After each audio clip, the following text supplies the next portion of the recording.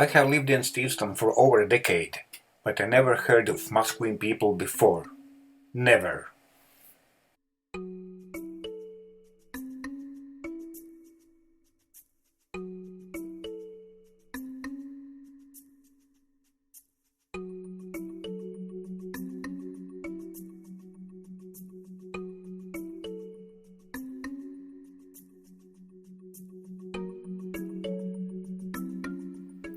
I decided to go and see if I could find any signs or information in the places where the settlements used to be.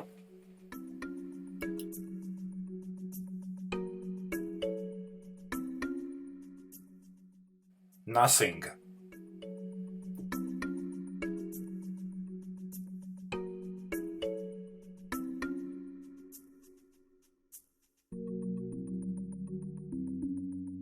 Nothing here as well.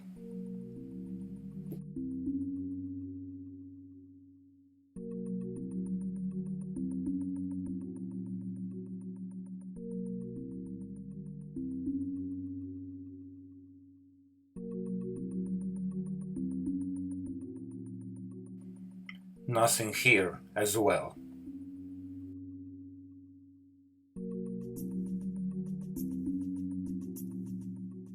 Maybe I will find something here.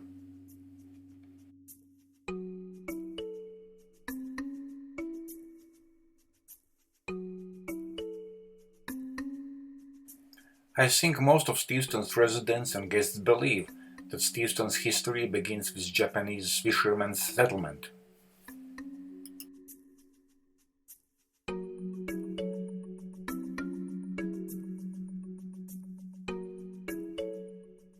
But how it really was?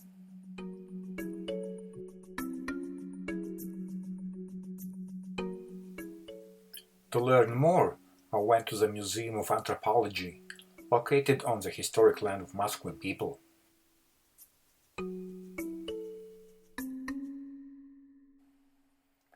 The museum displays the daily and special holiday items of indigenous peoples from all over the world.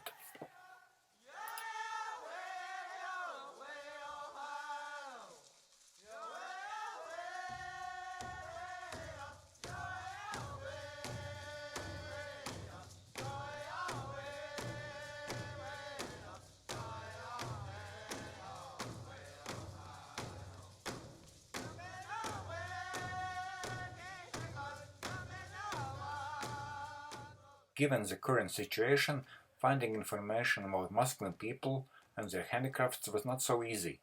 However, I was lucky.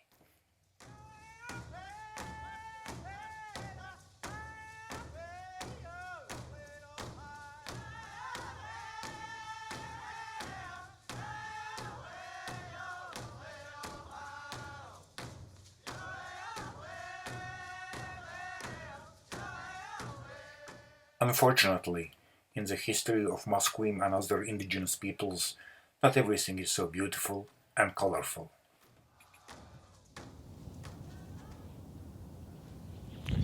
Two events have devastated indigenous people: forced displacement and boarding schools.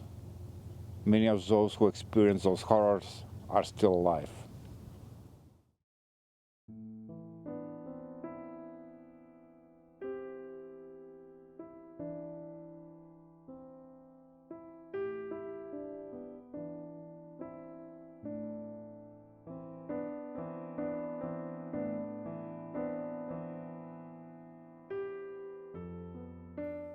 Residential schools were some of the most devastating elements of Canada's aggressive assimilation policies. Through these residential schools, Inuit, First Nations, and Métis children were forcibly removed from their families and forced to adopt identities and practices not their own. When children resisted, they were punished and abused. All manner of physical, spiritual, emotional, and sexual violence was rampant.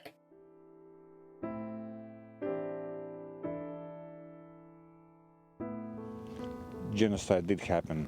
People handed indigenous peoples these blankets to remove them. There are two primary perspectives on the country we call Canada: the perspectives of indigenous peoples and perspectives of the tens of millions of people from different backgrounds who have came to this country to find a new home. While there is great diversity among indigenous perspectives, one fact remains central: the traditional lands, practices, values, cultures, languages, systems and understandings of indigenous peoples have been systematically attacked and destroyed at the hands of Canadian state. It will take generations to fully heal from damage inflicted. While there are many achievements to be celebrated, the hard work of reconciliation and structural reform necessary to transition this country into a respectful and safe place for indigenous peoples will take years.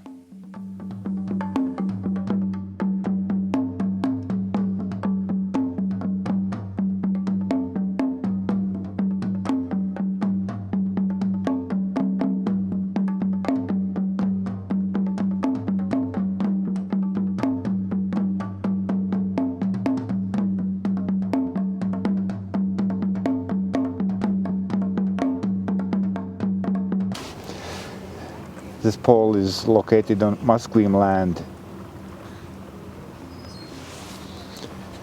And you read the totem poles from bottom to top.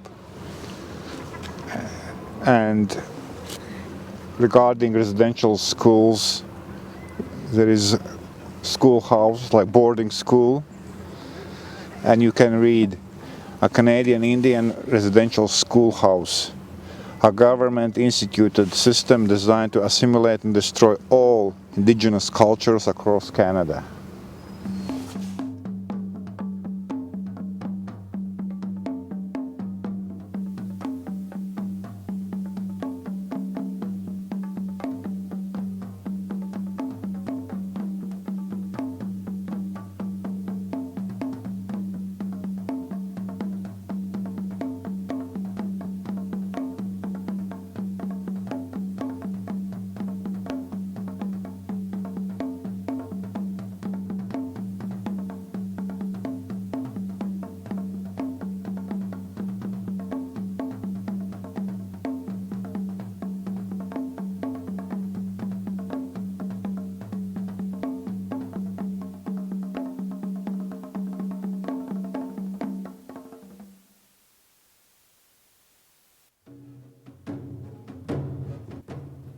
The harm inflicted upon indigenous peoples is not only a problem for indigenous peoples, it's a Canadian problem that requires all Canadians to take responsibility and action to repair the damage done.